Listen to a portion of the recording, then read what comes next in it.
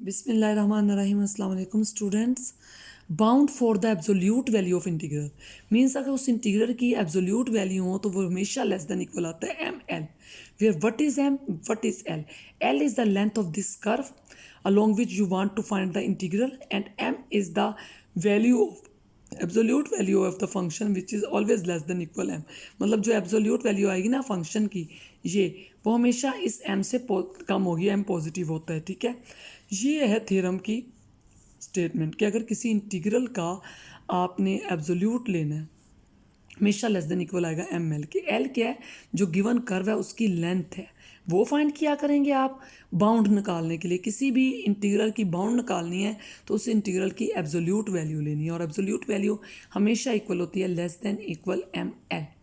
L क्या है, length of this curve. M क्या है, अगर आप इस फंक्शन की जस्ट अंदर वाले फंक्शन की एब्सोल्यूट वैल्यू लें तो हमेशा लेस देन इक्वल एम आएगी। ठीक है, आपने इसको आपने देख लेना है कि ये किस तरीके से हम करते हैं। अब हम इसको एक क्वेश्चन से समझते हैं।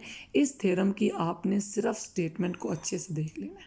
ठीक है, इसकी एक एग्जांपल करते हैं। अब example number 8, find an upper bound for the absolute value of the integral.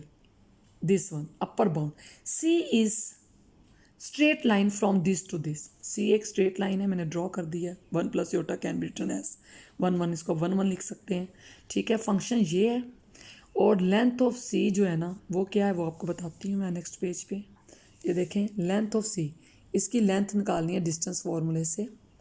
तो अब आप ये देखें, लेंथ क्या आ जाएगी, ओ ए की 0 - 1 whole square plus 0 - 1 whole square under root that is equal to under root 2। After that F G modulus क्या, वो इसका स्क्वायर आ जाएगा। ये क्या है, जी मॉडलस क्या, जी क्या है, G is the 1 plus iota, that means 1 1 1 का स्क्वायर प्लस 1 का स्क्वायर होल अंडर रूट 1 का स्क्वायर 1 ही होता है, तो वो ये आ जाएगा। मीन्स जो एफ ऑफ जी है ना वो पूरे सी पे आपको लेस देन इक्वल इस वैल्यू की होना चाहिए, और वो आप पूरे सी पे देख लो वो लेस देन इक्वल 2 ही है। ये भी आ गया। तो अब पूरे इंटीग्रल की जो एब्सोल्यूट वैल्यू है वो एम एल के बराबर है। एल ये होता है, एम ये होता है, एल एम, और इसकी वैल्यू अंडर रूट 2 है, इसकी 2 है तो 2 under root 2। This is the upper bound of the given complex value. Means उसकी जो मैक्सिमम वैल्यू है ना, उस बाउंड जो उसकी है मैक्सिमम वैल्यू उस इंटीग्रल की, वो आपने फाइंड कर लिया, उसको अपर बाउंड कहते हैं। ठीक है, इसके बाद आपने करना है प्रॉब्लम सेट 13.1। 13.1 में पहले क्या है, कुछ क्वेश्चन है जिसमें उसने सिर्फ आपको पाथ दिए हुए हैं और कहा है कि पैरामीट्रिक इक्वेशंस निकालो। जैसे पहला क्वेश्चन है, equation of the straight line O A क्या, ओ और ये ए क्या 4 - 2, 2 पॉइंट फॉर्म लगा लो। y is equal to -7/4, X आ गया, एक्स को टी ले लो, y -7/4 टी आ जाएगा।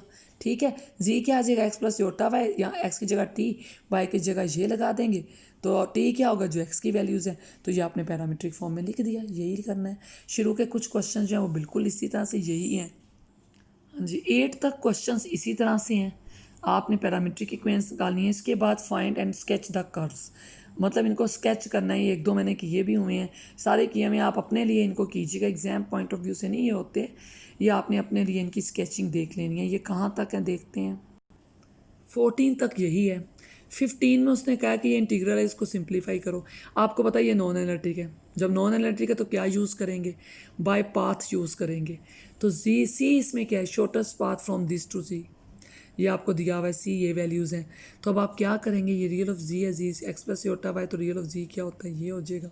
ये नॉन एनालिटिक है, यहाँ प्रूव कर दिया। पहले मैंने प्रूव नहीं किया, पिछला ज़बानी बता दिया था, वहाँ भी कर सकते हैं। फंक्शन नॉन एनालिटिक है तो इसको बाय पाथ यूज़ करेंगे पैरामीट्रिक इक्वेशंस की।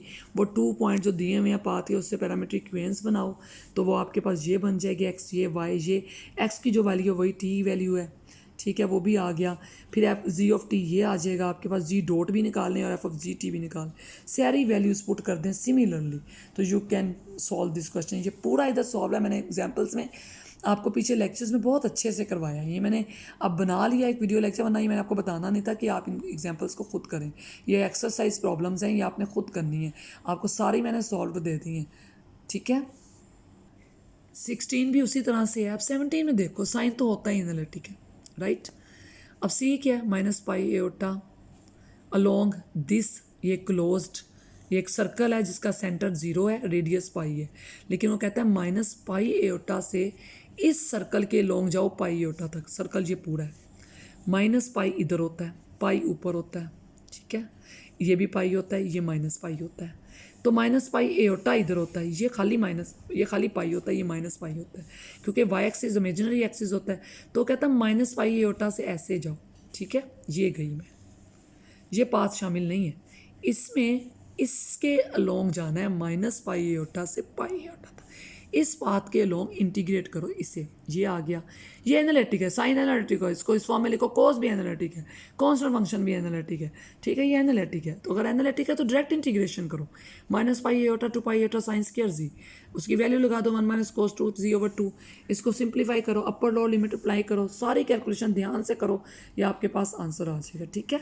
इसके बाद एक ये आ जाता है, तो एनालिटिक होता ही नहीं, मैंने आपको बड़े प्रीवियस और बेसिक लेक्चर्स में I say that if the function involve conjugate then it is not analytic, so used here by path method, okay. 18 question भी आप इसी तरह से खुद करेंगे।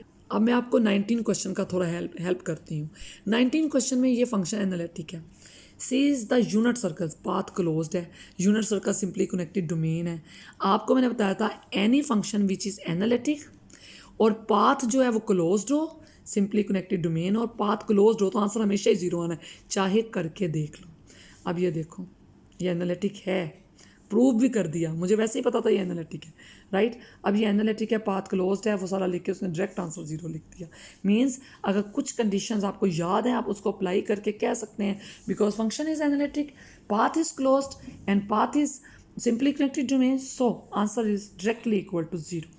क्वेश्चन नंबर 20 नॉन एनालिटिक, इसको बाय पाथ यूज़ करेंगे, ठीक है, ये सारा इसमें सॉल्व है। सॉल्व चीज़ों को अगर आप सॉल्व को भी अगर आपको करना नहीं आता, फिर आपको प्रॉब्लम आती हैं, तो फिर मैं आपको क्या कहूँ। 21 में वो कहता है कि इस फंक्शन को इंटीग्रेट करो, ये एनालिटिक है, प्रूव करना चाहो देख लो, मुझे पता है एक्सपोनेंशियल एनालिटिक होता है, ये एनालिटिक होता है, ये एनालिटिक है।